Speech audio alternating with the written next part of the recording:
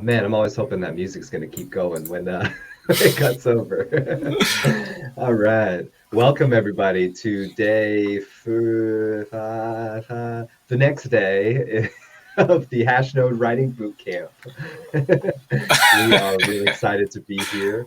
Some of you, I'm sure you may have realized that the Monday session did not happen as planned, which kind of messed up the whole system we had going for the days and how they were numbered. So this is the next day in the boot camp. And thanks everybody for rolling with it on Monday. We really appreciate that. Just to let everybody know, the session that was supposed to happen this past Monday, the 20th, is now going to happen 1 week later. So our friend Catherine Peterson will be presenting on how to grow your professional network through social media on Monday, the 27th, at the same time that we do these every time. So yeah, really looking forward to that. But for now, we have our good friend Shaquil Hansford, who is going to come and talk to us about how to make money as a technical writer. And we are very excited about that. Shaquil, thank you so much for being here. Yeah, thanks for having me. And thanks for releasing that intel that Catherine was the one who flaked out. I'll get on her about that. I'm glad to know that. Oh no, she's going to be mortified by this. So yeah, thanks for having me. And I'm excited to do this talk. And I'm excited to help you guys. Hopefully, it looks like I'm looking at the webcam. My webcam is above me and it's weird. So I'm going to try to do that. But anyway, I will begin presenting now. So hopefully this all works out and we're doing good.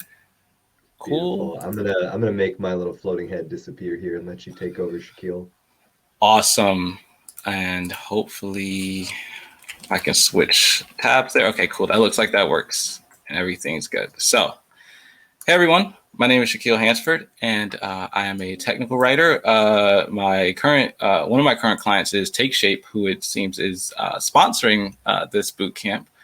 So yeah, shout out to Take Shape. They're definitely accepting articles, and you can see up there that Vercel and Auth0 are sponsoring this too, and they're offering articles too. So shout out to, or they're taking articles too. So shout out to those guys. And I mean, off rip, you see two opportunities to make money as a technical writer, but before we get started talking about how to make money as a technical writer or as a writer in tech, it doesn't necessarily have to be a technical writer, but I just put writer in tech. I want to talk about three things. First, we're going to be talking about your mindset. Then we're going to be talking about the opportunities that are available to you.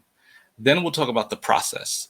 And the reason that I focus on the mindset first before we start talking about opportunities is because you need to understand that the mindset stuff, just like with pretty much any good piece of advice, is the most important piece of advice. How you approach things is always going to be more important than what you approach, so long as what you approach is a good cause or has opportunities to succeed. Luckily for us in tech, there's so much opportunity out there that you're automatically on the right path so long as you're pursuing a career in tech, no matter what it is. You're pursuing technical writing, awesome. There are many opportunities out there. Finding opportunities and getting in touch with opportunities is essentially going to be the easy part so long as your mindset is right. So first we'll start with some mindset stuff. And but last point I want to make before we get into this, I'm in a noisy environment. I'm in a city. You might hear some things. There are also other people that live with me. You might hear some things. You might hear someone shout, "Shaquil, I need your help." And then I go, "I can't help you right now. Sorry." That's just the way it is, especially when you live in city life and when you live around family. So as long as you guys are cool with that, I'll be cool with that. Anyway, let's get started talking about ways to make money as a writer in tech. First and foremost, write this down, okay? Like, don't write down every single little thing I say, but if I say something that resonates with you, write it down. Open up Notepad if you're on Windows, open up whatever expensive product Apple sold you so you could write notes if you have a Apple set up. Literally open up a notebook if you have to, but just write down little highlights of what I say. And whenever you're listening to a talk, write stuff down. It's important.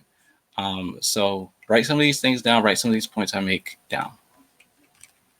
So let's start with some hard truths. First and foremost, let's lay down some two good points. Hard truths are good for you. And two, hard truths are just experiences distilled into words. The thing about hard truths is that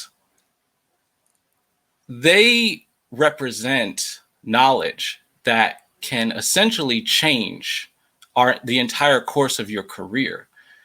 What's challenging about them is that they are things that are not obvious and not easy to accept. And so a lot of the time you'll hear an old timer and he'll be like, oh, don't worry about that. Do this. Don't worry about this. Do that. And you'll be like, yeah, but why? That seems dumb. Well, let me tell you something. He's telling you a hard truth. And by telling that hard truth, he's distilling years of experience into words. And experience is one of the most important strengths that you can have, no matter what you're pursuing. In this technical writer game, experience, whether you're going to be freelancer or looking for a full-time job, is gold. That's why if you look at job applications, the top thing they ask for before any other requirements, right? Before any other requirements, they don't care what technologies, they don't care who you know, whatever. The first thing at the top of the list on the job requirements in every job application is what? Experience. Experience matters. And when I give you a hard truth, I am taking that experience and putting it into words. And think about it this way. How good is a developer with 10 years of experience? They can get a job anywhere, right? What makes a developer with 10 years of experience valuable? It's that they do things that only a person with 10 years of experience does. So if that person was to possess your body, you would be a developer with 10 years of experience. So if you were to do what that person does, you are essentially a developer with 10 years of experience.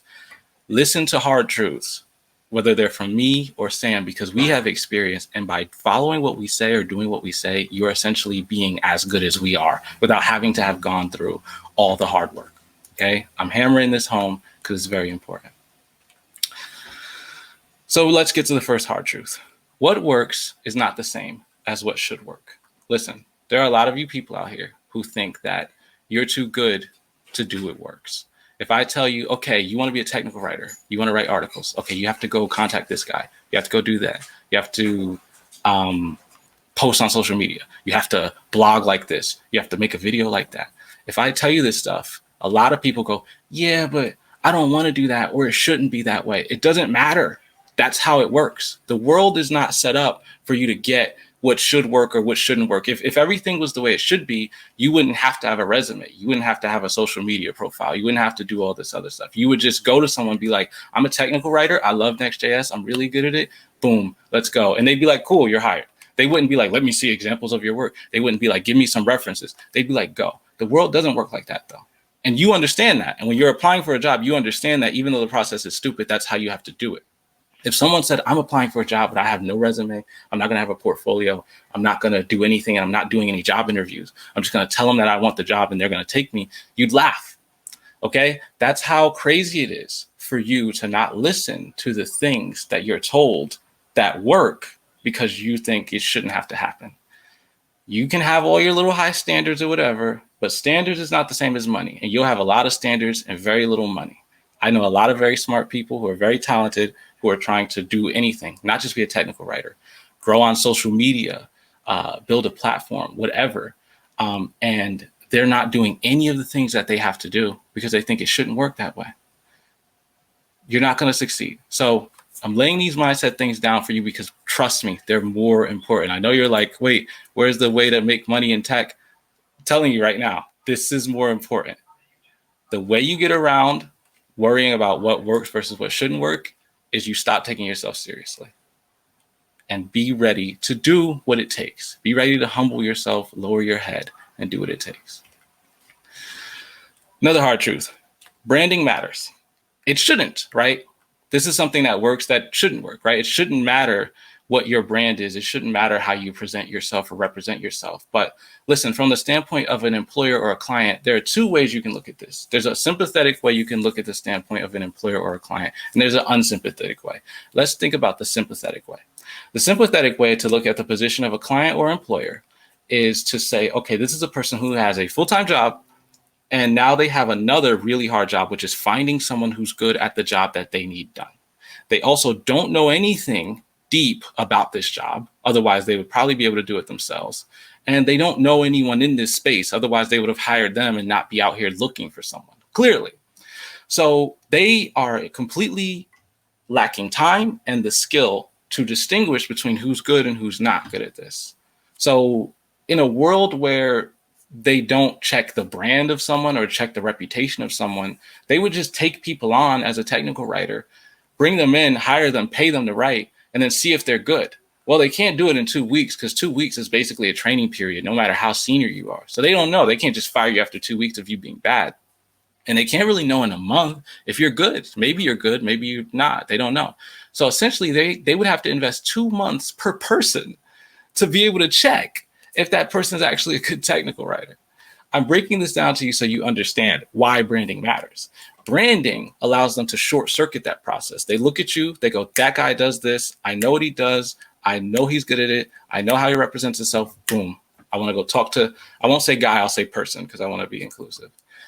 So that's the sympathetic view of why branding matters. The unsympathetic view of why branding matters is that basically people are dumb and people are going to put you in a box. They're always going to put you in a box. And if you don't give them a box to put you in, they'll put you in the worst box they can put you in. If you don't say to them, I'm a technical writer, I'm this, I'm that, they're just going to be like, oh, he's just some newbie coder who doesn't know much and just writes a bunch of blog posts. It is what it is. Branding matters. And so let's talk about the ways in which branding can get you opportunities before we move on to the next subject. So understand that you and I and everyone else that we know have opportunities presented to us all the time, right? You're looking for opportunities to be a technical writer. You're out here. You're on Twitter. Your name's up on a Twitter account. You have a little bio. You have everything. And now it's like, man, how do I find opportunities? Meanwhile, you personally keep hearing other people say, yeah, I just had a guy DM me. I'm just succeeding through word of mouth. And you're like, how does that work? How do you just succeed through word of mouth? How do you succeed? Well, here's the deal. Like I said, everyone has opportunities put in their face. The other day, I might have seen an article where some company near me was hiring nurses. They're just putting out a call for nurses and they just put, we're paying $60 an hour. We need a nurse. I'm not a nurse. So the first question I ask is this opportunity for me? The answer I give is no. Second question that I ask is, do I know anybody who this opportunity would be good for? And I'm only giving it 1 nanosecond. If the answer isn't yes in 1 nanosecond, I'll just move on. That's what everyone's doing. But there are people out there who are bumping into opportunities every day that say, oh, I need a technical writer. Oh, I need a documentation writer. Oh, I need an article writer in tech. And if they know you and they don't say, oh, John does this, let me let him know. Or, oh, Sarah, or, oh, whatever, Bailey, whoever, they know this. Let me put them in touch with that. If they don't do that off the top of their head, you lost. Branding is a game, and it's a simple game. The rules are simple. What is the first thing people think of when they think of you? If the answer is not technical writing, you lost. It's that simple. So if people think of you as technical writer, as soon as they see, as soon as they're talking to, someone from Alt0, and the guy's like, yeah, we have this cool feature, but man, we need some better documentation. Like our clients don't understand it. They should be like, oh, I know a guy named Sam. Do you know Sam Sycamore? TanoX Sam on Twitter. Oh, you got to talk to this guy. He's awesome. You got to know that off the top of your head. If that's not what they're thinking off the top of their head, as soon as that opportunity comes to them, you lose. So this is why branding matters. Probably in your network of people, let's say you have 10 to 20 total associates or people you've interacted with, you're probably seeing upward of 100 to 200 opportunities all together. Like each of them is getting between 3 and say 8 opportunities shown to them per week.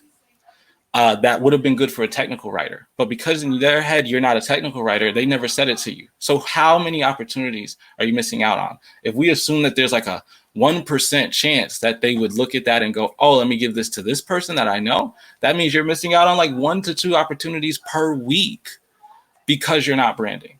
So again, These hard truths, when I say them, it sounds like I'm just talking about social media guru magic, but this is the reality. This is how you land clients. Like, this is the real stuff. This is the stuff that matters. I could easily jump through a list of companies that are hiring technical. Look, you could Google that yourself. This is how you're going to land clients. Listen if you want to. Don't listen if you don't want to. And by the way, I know I speak with a New Jersey accent. I'm hoping it's more entertaining than annoying. And like I said, man, write some of this stuff down, dude. Because if I was listening to this and I was getting new and I was new here, I'd be writing this down, not to toot my own horn.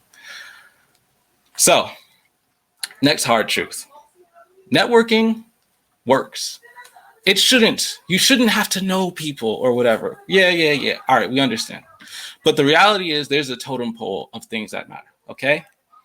Number one on the totem pole, at the bottom of the totem pole, I would say is having some sort of qualifications, certifications, or degrees. That's just this. These are all my opinions, by the way. These are not hard facts. Like, you'll find people that disagree. Like, Catherine might come on here and disagree with me.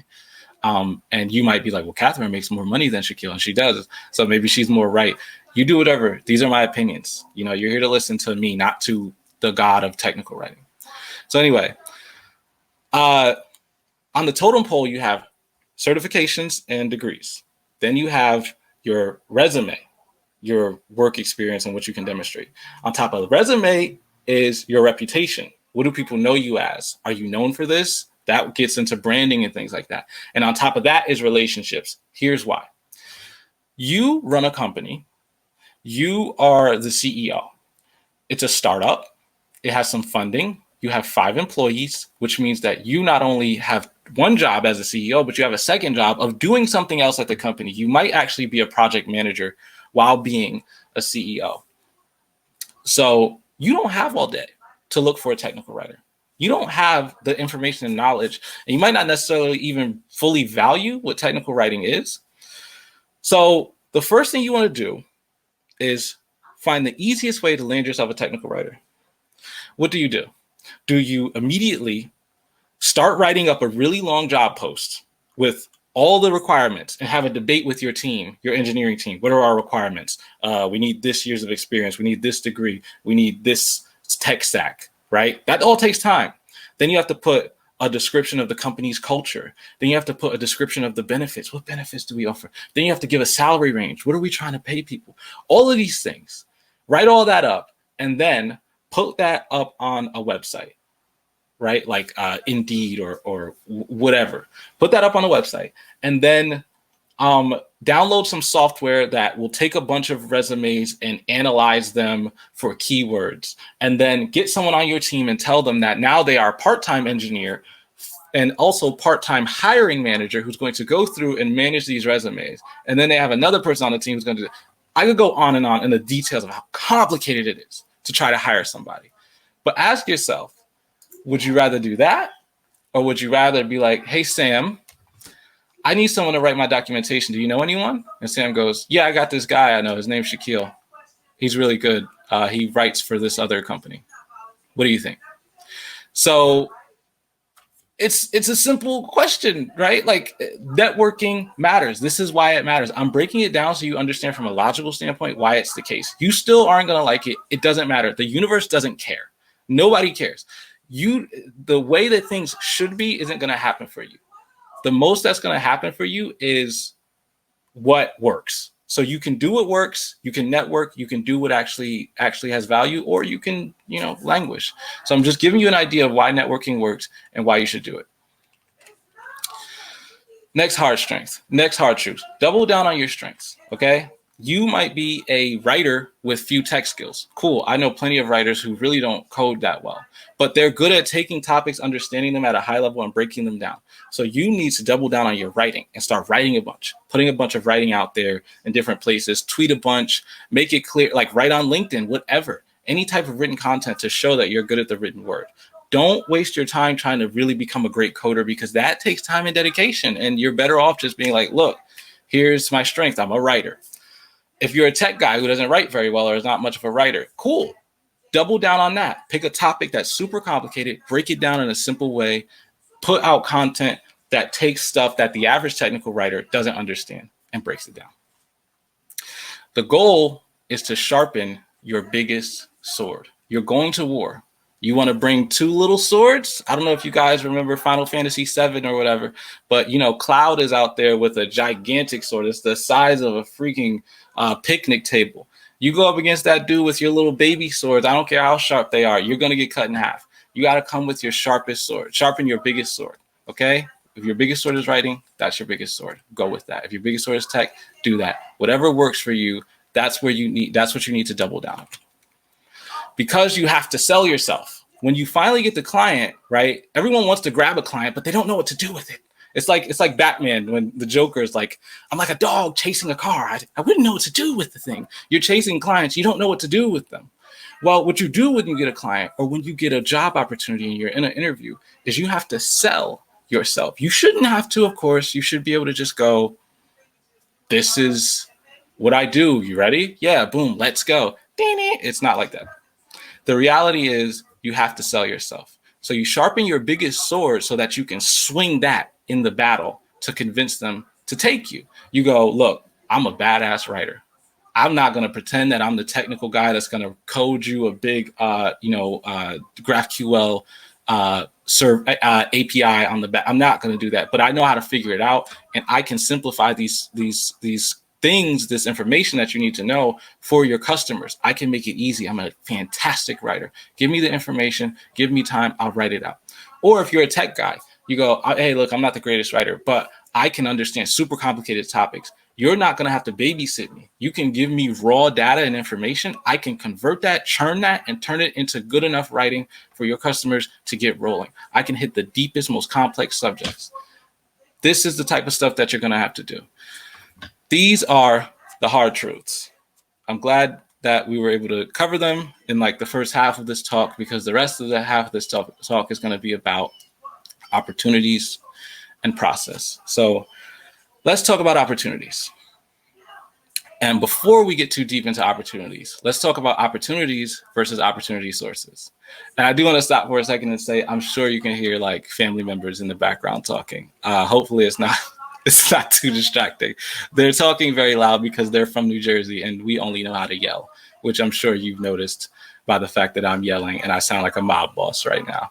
I feel like somebody behind me is like, you know what? Give them the old treatment. Throw them in the alleyway. All right? Swim with the fishes.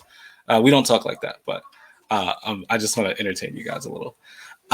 So let's talk about opportunities versus opportunity sources. On the left, you see a cat who has an opportunity. It's a cup of water. But what happens, Mr. Kitty Cat, when you finish that cup of water? Well, I am going to be thirsty again and have to find another magical cup of water that's laying around. Well, Mr. Kitty Cat, if there isn't one, what do? I don't know. Outside, there's a raccoon in a pool getting bathed with water. He's not even drinking it. He's just jumping around. There's so much water. There's so much opportunity. He found a source of water. It just pours water at him all day. That's what we want to try to do. We're trying to look for opportunity sources over opportunities. Opportunities feel more natural. It feels more natural to just send someone an email and be like, hey, I want to work for you. Cool. Boom. Again, that's how it should work. How it really works is it's better to just get to know people or get to join communities or organizations or opportunities that lead you to sources of opportunities, not just opportunities for straight up jobs. Okay, so let's start talking about opportunities more in detail. First, we'll talk about well-known web companies.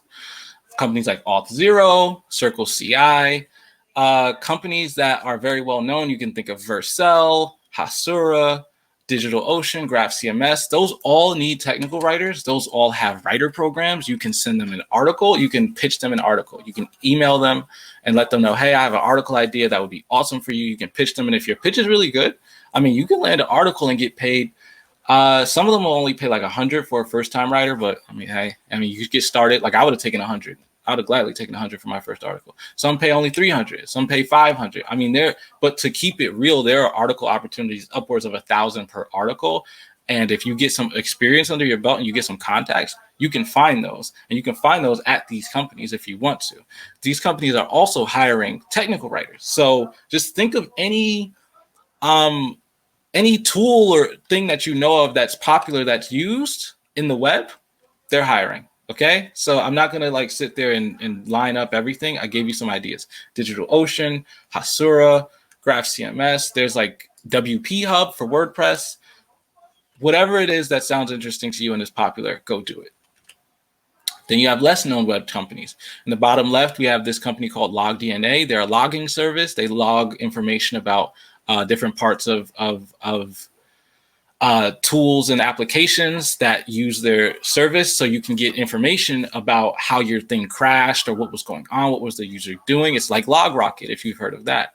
But they're not that well known of a company. I don't assume you guys have heard of them. Top right is the logo for a company called Bumps SH. They have a tool that generates documentation for APIs that follow the Open API specification. Yeah, I know that sounds complicated. It is complicated, but they need technical writers. They need people to write articles for them, and they're hiring full-time technical writers. There are a lot of lesser known web companies that you can check out. LogDNA is one, Bump.sh is one, LogRocket, and then you have web companies that don't make web technologies like CSS Tips or Free Code Camp. These places are taking opportunities, and I know Catalan talked about Free Code Camp a bit. So there's opportunities out there for sure. Then we have non-web companies. In the top right, you'll see Decentology. They are a crypto company. They are taking technical writers. The crypto world needs technical writers. If you know about a technical subject where they're using software, or a company is generating or building software tools for a customer base that is technical, but it's not web related, boom, you have a very tight niche. Let's say you want to get into medical technologies. Do you know about medicine? Okay, is there a website or a tool or software that the engineers at a hospital are using? Whoever makes that tool probably needs technical writers. They probably need articles. They probably need blog posts. They probably need just someone who can document their stuff. Start thinking about leveraging what you bring to the table that is useless as a developer. Because when you come in, you're like, oh, this isn't useful. Like Sam would have probably came in, Sam Sycamore, he probably would have came in and been like, oh, I used to write about music blogs, or, oh, I used to be a landscaper. He used to do like carpentry and things like that. But I mean, landing a freelance client, and this wasn't a technical writing thing, but when he landed his first freelance client, he talked to them about his landscaping skill, and they wanted him because he was a landscaper, so that made it easier. That's not just for freelancing, building websites. That's for building anything. So if you can come in and be like, yeah, I know about this subject. I used to do this. Not only is the person who works at that company going to connect with you, because they probably used to do it too. Like if it's medical and you used to be a nurse, they're like, oh, shoot, you used to be a nurse, or you're an RN or an LN or whatever. And you can be like, yeah, and you can talk about it.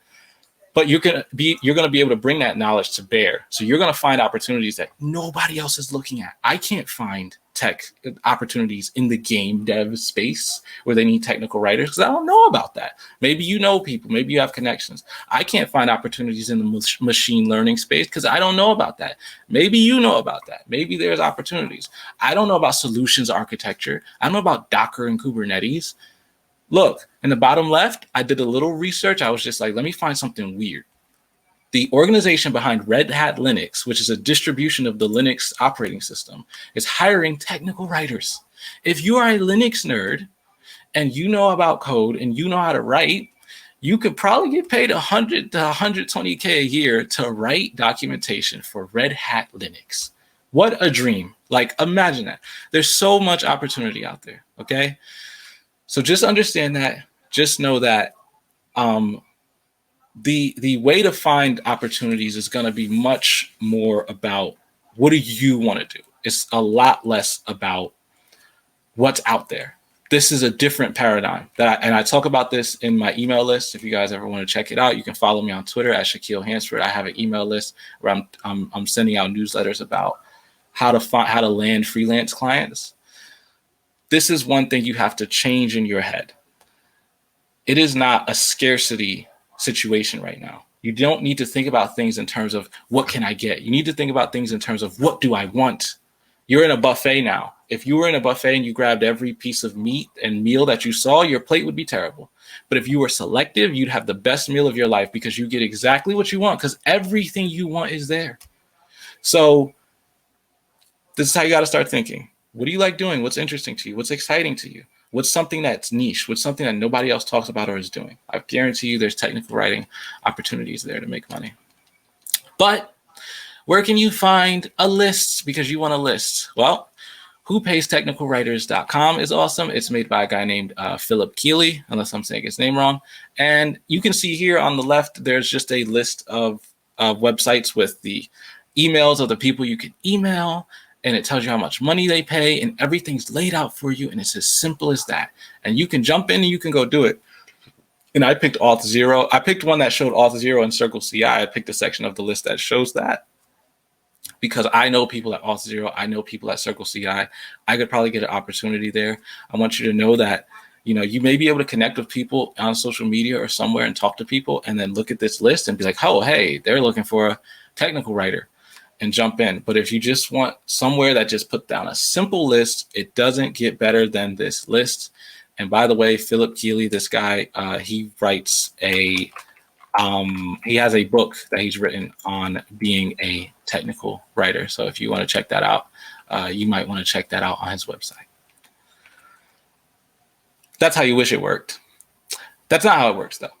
The reality is it's time to face those hard truths again, because the reality is if you just go through whopaystechnicalwriters.com and you cold email these people, you're not going to get a response because their inbox says 6,000 on it. Next, under the word inbox, it says 6,000, and you are about to be 6,001. You won't even register as a number under there. It'll just say 6K.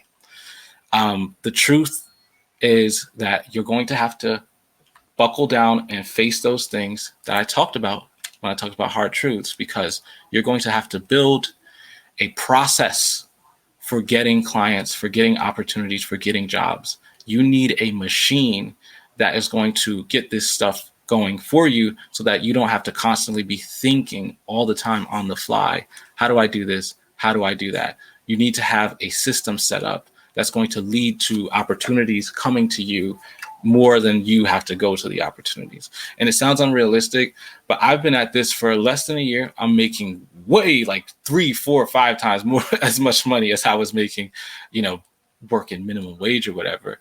I'm making good money. And I have people DMing me all the time. I had someone DM me and go, oh, we need a technical writer, $50 an hour. What do you think? I'm like, where do I sign? So it's like, if you can set up a process and get things going, there's opportunities out here and people will come to you. So let's talk about that process. If you want to succeed in the digital world, you have to work in the digital world. And this is going to be the wordiest of all my slides because it's an important point. Your business is online, okay? If you are in a retail business, a physical space, you should be having people out on the street saying, hey, my restaurant's over here. You should have a sign in the physical world. My restaurant's over here. You should be going places where people are looking for your restaurant or your retail space or your whatever, your repair shop. Wherever there's customers physically there, you should be like, hey, this is my store, because your customer, you want to establish a presence in the physical space, right? Everyone understands that. But then when it's like, oh, I want to make money online, nobody wants to do that for online. And it's way easier. Like, why? You need to create an online presence. You need to interact with online personalities, and you need to build online relationships. Your business, whether you're going to be an employee or a freelancer, is online. So you have to play by online rules. It is what it is. You want to go all the way back and talk about what should be the case is different from what is the case? Go all the way back. It's one of the hard truths. We got you covered, baby. We'll go right back and talk about that subject again. But it is what it is. You don't want to chase clout. You don't want to do all that stuff. Then you don't want to succeed on the internet. It is what it is. You got to put yourself out there and have an online presence. So let's talk about the process of building your brand. One of the hard truths. First of all, you need to tell people you're a technical writer. Okay? You can do that however you want. You can literally message people. You can call up people that you know. You can put it in your bio on a social media platform. You can put it in your signature on your email address when you're sending an email, whatever. But you need to tell people you're a technical writer. I'm a technical writer. So that way, when those hundreds of opportunities that I told you about come up, you'll go, people will go, oh, damn, what is John? What is Amanda? She's she's a technical writer. Tell people you're a technical writer. That's step one of having a brand. Okay. Step two, talk about technical writing online in an open space. Don't talk about it in Discord and quiet places. You have to talk about it in an open space in order for people to actually see you talking about that. And number three is interact with technical writers. These people have opportunities, they have knowledge, and they have a network. You need to interact with them, because not only will interacting with them open you up to opportunities that they may have for you, because they're having way more opportunities where they go, oh, who do I know that's a technical writer, than anybody else. Not only will that open you up to opportunities, but it puts you in that circle. So when people look at Sam and they go, Sam's a technical writer, and they see Shaquil in the comments of all of Sam's threads, they're like, oh, damn. They click Shaquille's profile. He's a technical writer. Now they think of, oh, Shaquil, he's one of those guys with like Sam, right? Or Sam, he's one of those guys with like Shaquil, right? It's part of your brand. Interact with other people who do what you do. Interact with technical writers. Networking. What's the process for networking? Step one, just pick a social media platform. Doesn't matter what. It could be Instagram. Doesn't matter. Whatever you want to do. I do Twitter. A lot of people will tell you LinkedIn. Pick a social media platform. Step two, post about what you're working on, not what you've done. If you only post about what you've done, you'll be posting once a month. If you post about what you're working on, you can post every day, because every day there's a new story. Every day, oh, I just did this, I did that. Let me tell you something, as a technical writer, every day there's a new problem. There's something new to complain about. And before Sam was a technical writer, he used to tweet, oh, I'm trying Gatsby. I can't believe it's so slow to build. Oh, what can I do to optimize this process? People message him and talk to him, chat with him, engage with him, interact with him, follow him. He learns, he builds his stuff. He writes a blog post about working with Gatsby. He builds his blog with Gatsby, and he got interaction and engagement, and he built a network of people who looked at him and said, oh, Sam is working on Gatsby, and he writes about Gatsby. So if ever an opportunity comes up of Gatsby and writing, they go, Sam, I know Sam, and I like Sam because he talks to me. So post about what you're working on. Let your ego go. It's not about you. You're going to say, well, who cares about me? No one cares about you. But they care about Gatsby. They care about cryptocurrencies. They care about fintech. They care about whatever it is you're talking about. And if you talk about working on it, they're going to follow you for that journey. Also, check out what other people are working on and comment on it. Comment on their stuff. Interact with them. Engage with them. Your posts on social media cannot be shown to people if social media doesn't think that you know anybody. So you have to interact with people so social media goes, oh, you know that guy. If you interact with Francesco a bunch and he likes your comments and stuff, when you tweet about a project you're working on, Francesco goes, oh, I see that in my timeline. And he interacts with that too. And now people who follow Francesco see that in their timeline. They're like, oh, Francesco liked this thing. What is that? So they check it out. It's important to follow these 3 steps that I'm laying out for you. Pick a platform. Just pick one. It's too much effort to pick 2 at once. Start off with 1. Post about what you're working on and check out what others are working on. It's that simple. Honestly, I could give a whole lecture or a whole course. It literally is that simple. Just do it. The hard part is not what to do, it's to do it. Now let's talk about doubling down on your strengths. Remember that? You have to sharpen your biggest sword. You have to decide, what is it that I'm good at? And you have to build a portfolio based on what you're good at. And it doesn't necessarily have to be a portfolio. It could just be like one really good blog post, or it could be one really good YouTube video, or it could be one really good side project. To be honest, technical writer opportunities are available to anyone who knows technology or is really good at communicating information about technology. Either or, it doesn't have to be both. So you can just write a bunch of stuff and be like, yeah, I'm into tech. And there's opportunities where people will hire you and they'll go, oh, cool. You know, you're good at writing. You know how to do tech. Boom, you're hired. Or you can be like, I'm just a really great engineer. Here's my side projects. Here's what I worked on. Boom. And they'll go, oh, awesome. Do you want to write? Yep. Okay, you're hired. It's that simple. So got to double down on your strengths. Got to create something, start creating things that people can look at as examples of your work. And it doesn't have to be a full portfolio. It's better to have 2 to 3 things, but you don't necessarily have to have that. You can have just 1. I got my first technical writing opportunity with one article I wrote about a Hashnode hackathon that I joined in. When all that's done and you finally got that client in front of you, it's time to sell yourself. Remember, you doubled down on your strengths, right? So now take that strength and use that as your biggest sword in the battle. Remember when I said I wrote about a Hashnode hackathon? Well, in that hackathon, I built a React application that used GraphQL to connect to an AWS backend. Boom. So when I go into the conversation with the client, I'm leaning on, I'm technical. I'm really good at this tech stuff. I don't talk about my writing skill. I talk about the tech stuff. Leave the writing skill aside. Don't bring up anything that's small or whatever. Bring up the big sword. The writing skill is a small sword. Even though I think I'm a good writer, the writing skill is a small sword because the big sword is the tech stuff because I have examples of that. And I hammered that and made that clear. And I related that to what they did. And they were a GraphQL API service. So I related that to what they did and boom, they loved it. They took me. Closing thoughts. Remember what I said about the scarcity mindset. There's a paradigm shift. If a dog has lived its whole life only being given scraps, every time you throw a scrap at it, it's going to just bite and attack whatever little thing you throw at it. But what happens if you take that same dog and put it in a room full of food, a pile of food, and at the bottom of the pile is old rotten meat, and at the top of the pile is delicious fresh meat? That dog will never get to the fresh meat because it's just eating the rotten stuff, you know? Just understand that opportunities are out there and you don't have to be desperate. Represent yourself the right way. Follow these tips I gave you. Stick to these hard truths. And I promise you, people will be coming to you with the select perfect things that you want for you.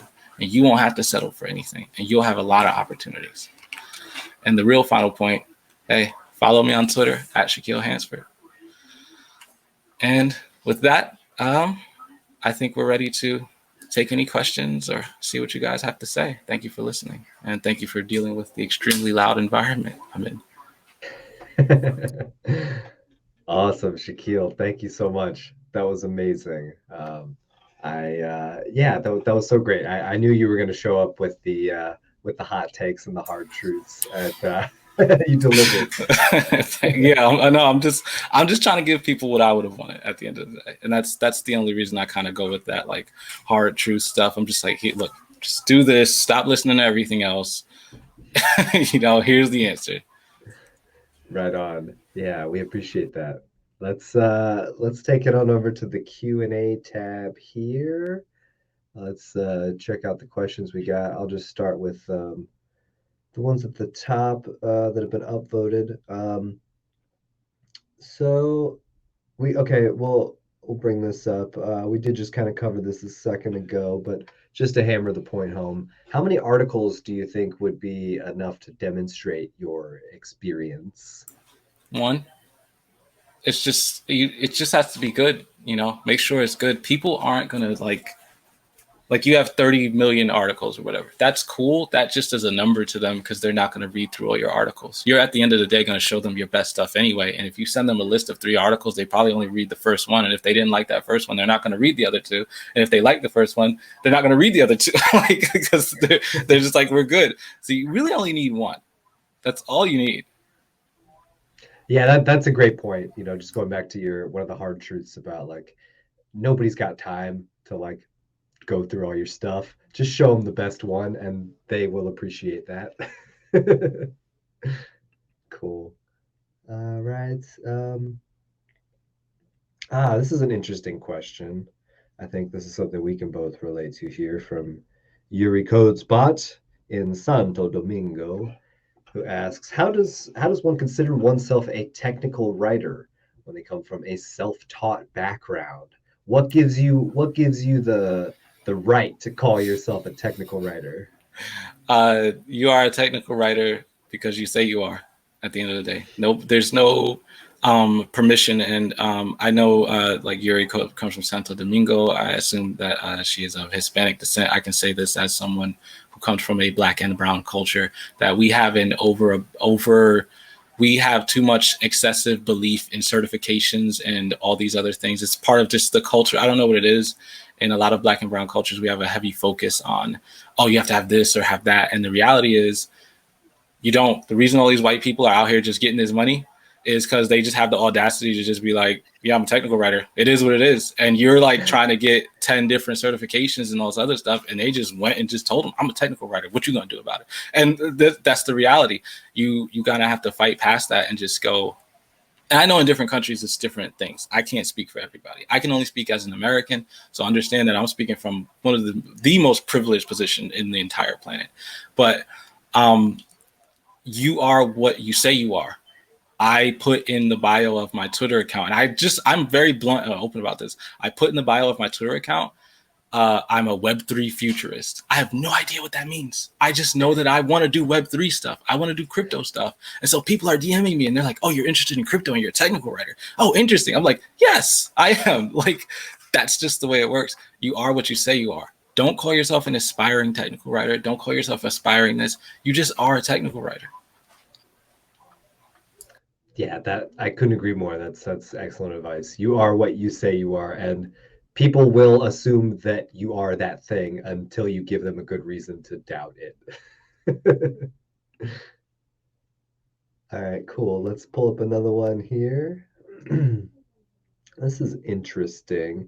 We can I don't know how we can necessarily pull this off logistically, but let's discuss this nonetheless. From Alex in Romania asks, can you give us one example of an article you wrote for a company and how much you were paid for it?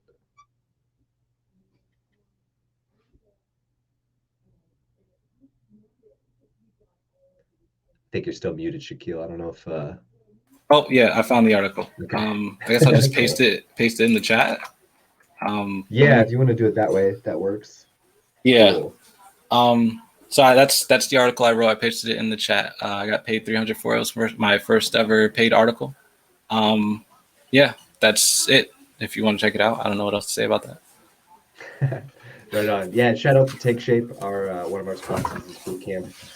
I also did some freelancing with them early on, and I found them through whopaystechnicalwriters.com. So shout out to Philip Keeley and that website. Those opportunities are for real. So yeah, take them up on it.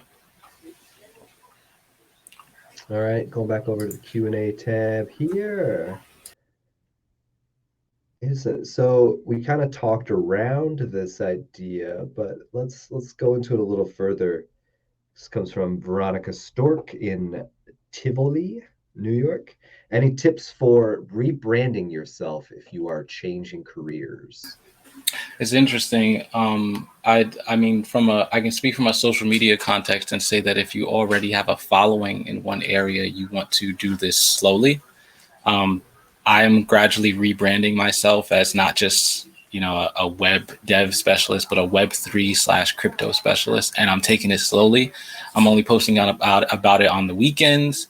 I'm just putting little stuff in my bio. I'm talking about it a little. I'm blogging about it, but for the most part, I'm sticking to my main niche, which is talking about freelancing. As I gradually shift, and if you already have an established presence and brand and career, you want to be gradual and careful because what can happen to you is these algorithms are so stupid. And if you're just posting a bunch of stuff all of a sudden unrelated to your niche and unrelated to why people followed you, no one's going to engage with that content, and then the algorithm's going to just shove you down. So you have to very carefully and make sure every piece of content you put out in regards to that new niche is super well targeted and really is going to get some good engagement from people from that new direction. And just slowly, in terms of if you're just changing careers, as in you're just trying to get into tech from anything and you're not talking about social media, it really is just as simple as just put it there. Just put it in your bio. Just tell people, hey, I've been getting into this tech stuff. Talk about what's exciting about it, what's interesting about it. Let them know opportunities you're pursuing. And in their head, they'll make the switch. They'll immediately go, okay. And they'll come to you with those opportunities. They'll be like, oh, Veronica used to be, I don't know, a mechanical engineer, but now she's a software engineer. They'll put that in their head. They'll understand that. Totally. Yeah, I think that's great advice all around. Going back to the Q&A tab, we still got a few minutes here. So let's see what else we've got.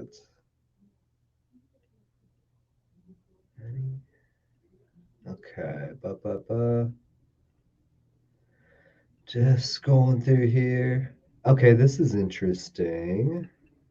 From Elisa in Milano, who asks, would you say that your advice applies all the same to technical writing as a side gig?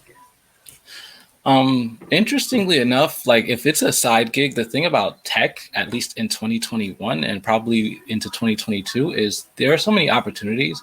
You could just technical write as a side gig if you're an engineer full time and not necessarily have to brand yourself a certain way. You can, I mean, like I said, because people are looking for people who are engineers who just know how to write or really good writers who understand tech.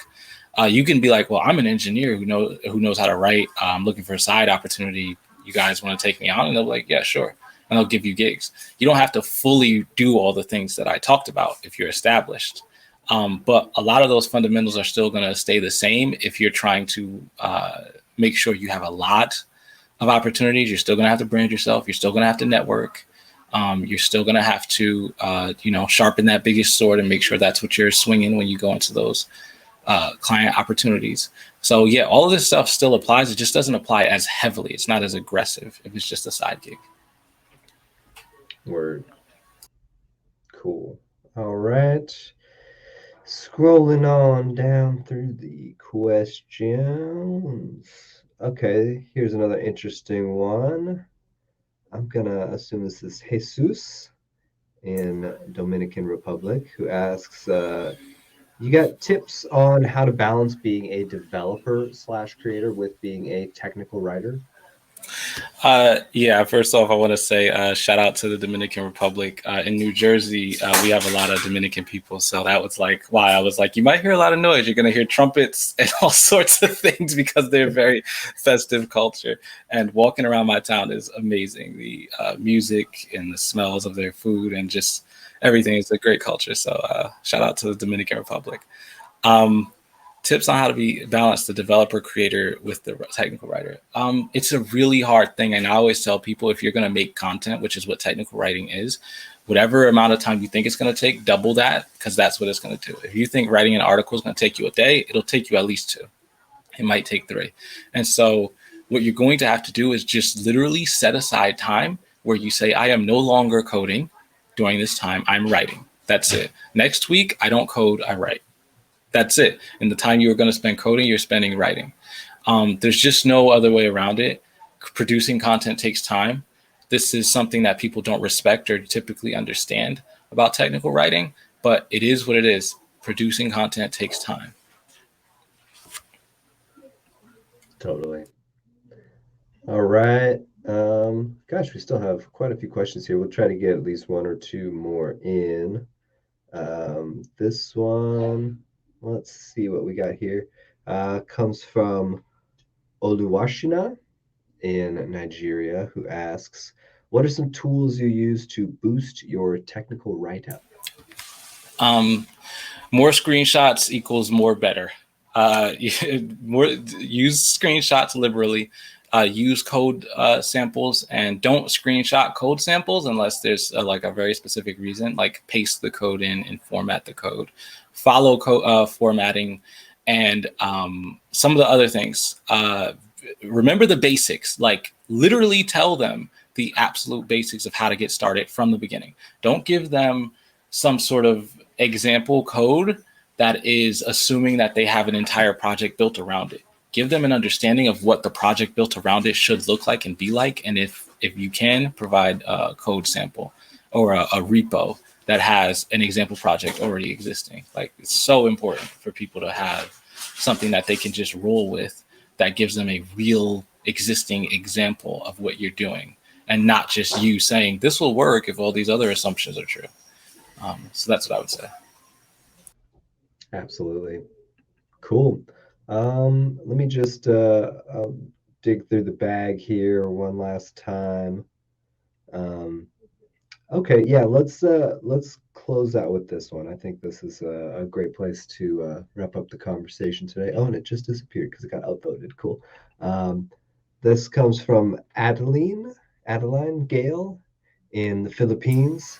who asks, what advice would you give to those who feel that they are not good enough at their field? Um,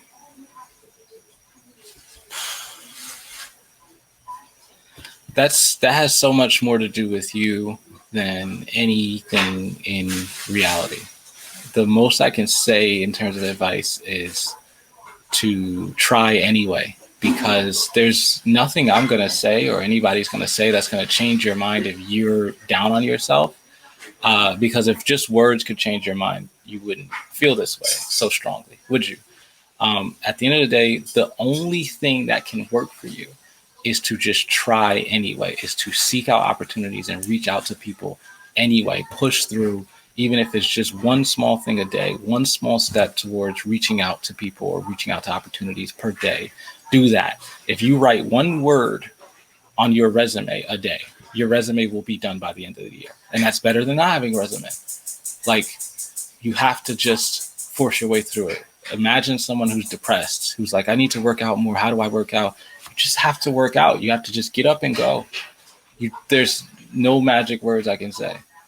So if you don't feel like you're good enough, you have to just say, I'm going to do it anyway. And also recognize that it's going to suck and it's not going to be fun and it's not going to feel right. Do it anyway. Do it while it doesn't feel right.